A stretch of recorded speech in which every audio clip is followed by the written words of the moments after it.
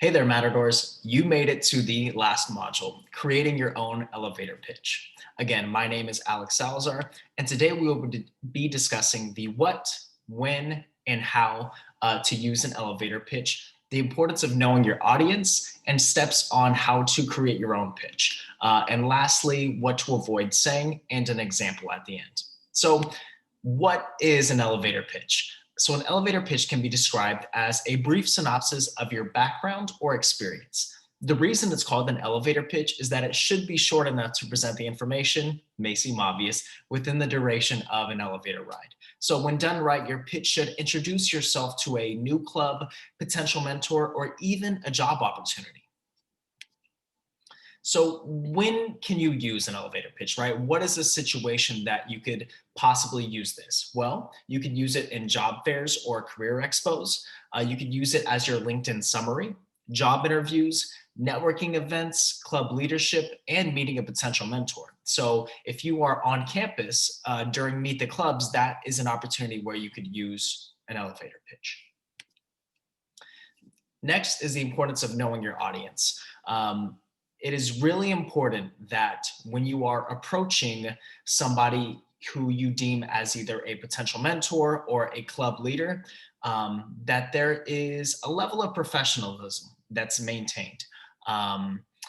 You're not going to be talking to somebody who could potentially get you a job the same way that you're going to be talking to your buddy when you both are watching football, right? So it's important to know your audience, and you don't necessarily have to be robotic and be too professional, but maintaining professionalism is important during this pitch. Next, what are the 4 steps, right, to be able to create a pitch? Well, 1, be brief. It shouldn't be more than 30 to 60 seconds. Again, this is just a little snapshot of you. You don't want to be telling your whole life story, just enough for the person to be intrigued and kind of know where you're coming from.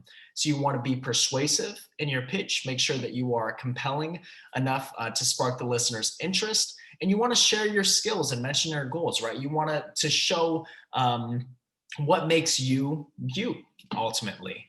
And then lastly, practice your pitch. So it's really important that you practice it, you rehearse it, and the first couple of times that you do it, you're going to stumble.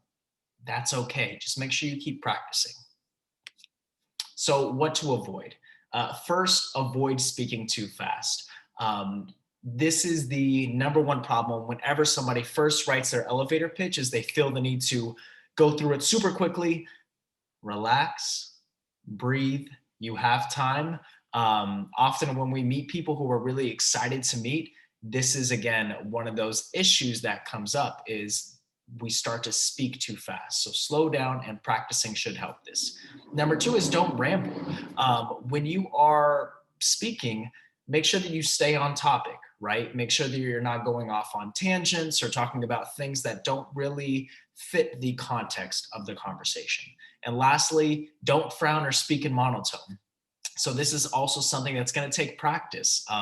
When we are sometimes trying to maintain professionalism, we can almost be too serious. It's okay to smile during these things, right? It's okay to be engaging and be friendly.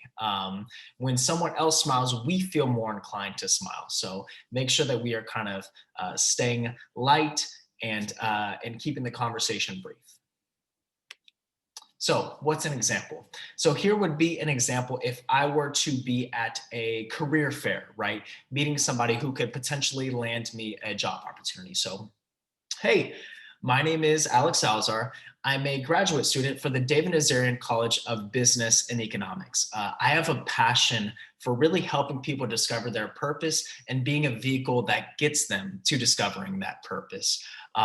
In my time as an undergraduate student, I was heavily involved in multiple areas of leadership, and I would love the opportunity to be able to grab coffee and connect with you to discuss more about your leadership consulting agency.